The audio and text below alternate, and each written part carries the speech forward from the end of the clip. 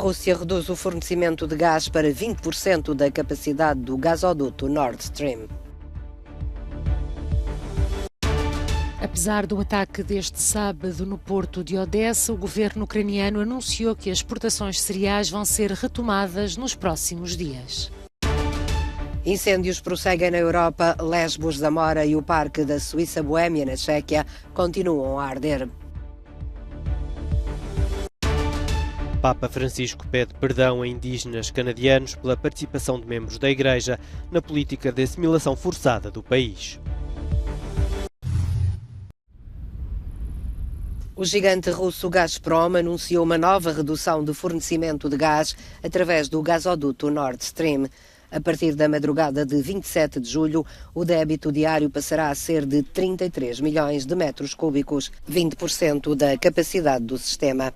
A Gazprom justifica a redução com questões técnicas com a turbina. A Alemanha rejeita a explicação técnica, dizendo que é apenas um pretexto para a decisão política do Kremlin de semear a incerteza e aumentar ainda mais os preços da energia. Para Berlim, isto confirma que não se pode confiar nas entregas russas.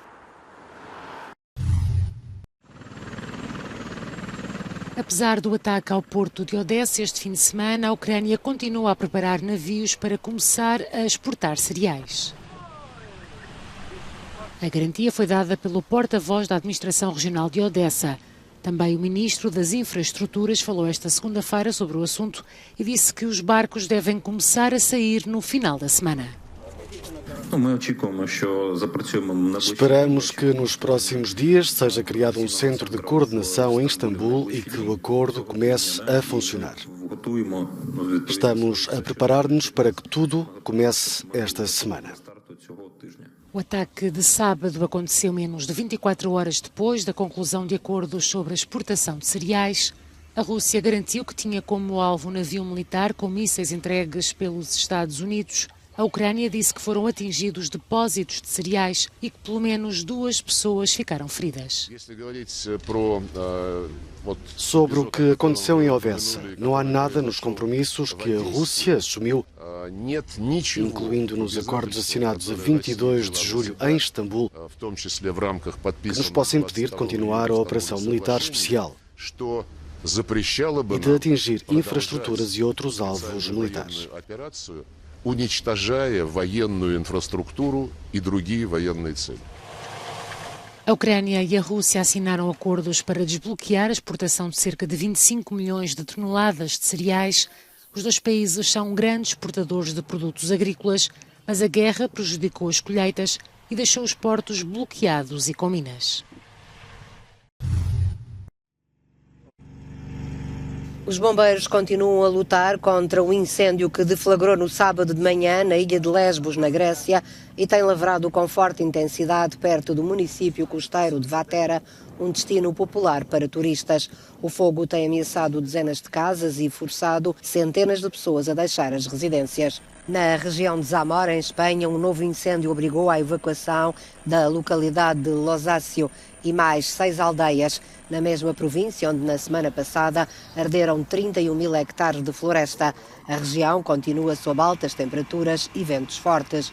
Na província de Burgos, no norte de Espanha, os bombeiros tentaram salvar a histórica abadia de Santo Domingo de Silos, que acabou por ser quase destruída pelo incêndio.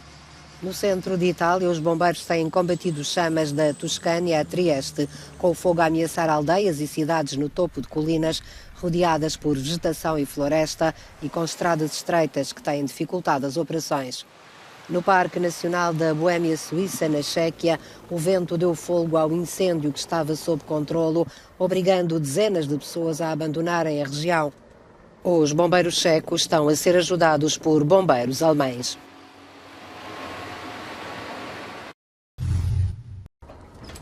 Proteger as pessoas que trabalham ao ar livre, em especial das condições climatéricas mais extremas, é o que pede a Confederação Europeia de Sindicatos à Comissão Europeia.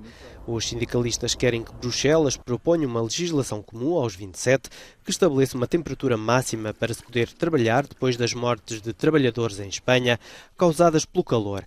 A entidade recordou ainda a morte de 12 pessoas em França devido a acidentes laborais causadas pelas altas temperaturas em 2020. São poucos os Estados-membros da União Europeia que têm legislação sobre a temperatura nos locais de trabalho. Bélgica, Hungria, Letónia, Eslovénia, Espanha e Portugal têm alguma regulamentação, mas na sua maioria respeitante ao interior, ficando por regular os trabalhos ao ar livre. Na capital espanhola, por exemplo, os varredores de rua estão agora proibidos de trabalhar durante o turno da tarde, quando os termómetros chegarem aos 39 graus. O acordo entre os sindicatos e as empresas madrilenas surgiu este mês, dias depois da morte de um varredor de 60 anos, vítima de um golpe de calor. Segundo um estudo da Organização Mundial da Saúde, a melhor temperatura para trabalhar situa-se entre os 16 e os 24 graus e quando ultrapassa os 30, o risco de acidentes laborais aumenta entre 5% e 7%. Quando ronda os 38 graus, a probabilidade de ocorrerem acidentes é entre 10% e 15% maior.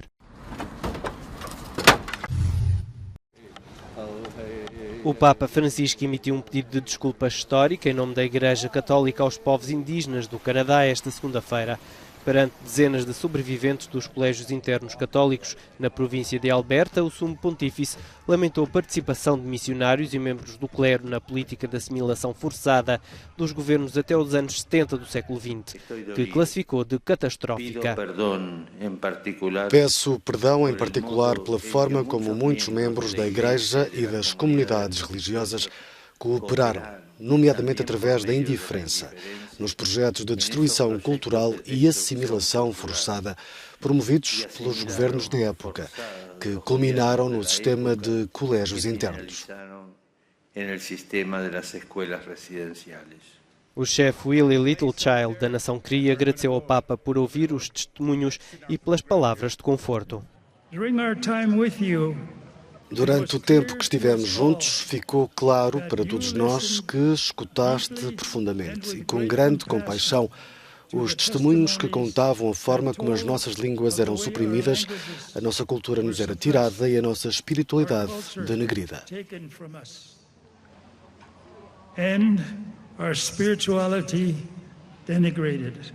Segundo a Comissão de Verdade e Reconciliação do Canadá, mais de 150 mil crianças indígenas foram forçadas a frequentar os colégios internos católicos desde o final do século XIX até os anos 70 do século passado.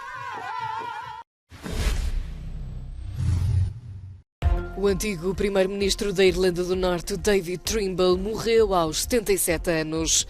Lord Trimble conduziu o partido unionista Ulster a um acordo histórico de partilha de poder entre nacionalistas e republicanos, pondo fim a décadas de conflitos violentos, e foi vencedor do Prémio Nobel da Paz em 98 com o líder católico moderado John Hume.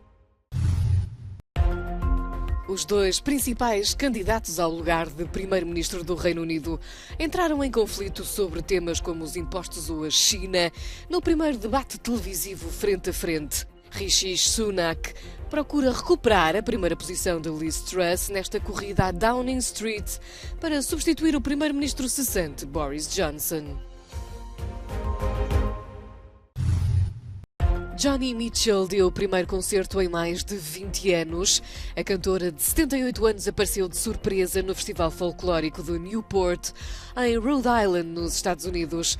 Interpretou 13 músicas, inclusive faixas do álbum clássico Blue.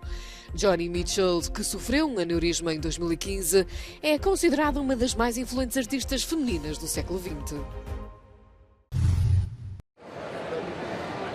Por razões de segurança, a Ucrânia, país que ganhou este ano o Festival da Eurovisão, não pode receber o evento no próximo ano. A decisão é oficial. O Reino Unido, que ficou em segundo lugar, recebe o testemunho e a organização garante que os ucranianos não serão esquecidos. Estaremos no Reino Unido, teremos a BBC como emissora anfitriã, mas claro que faremos muitas coisas para honrar a Ucrânia, a nossa vencedora, e a televisão pública ucraniana. Teremos muitos momentos dedicados ao país e vários talentos ucranianos. A edição 67 do Festival da Eurovisão acontece em maio de 2023. Agora começa a procura da cidade anfitriã e do local para a realização do festival. Glasgow, a maior cidade da Escócia, é apontada como a favorita.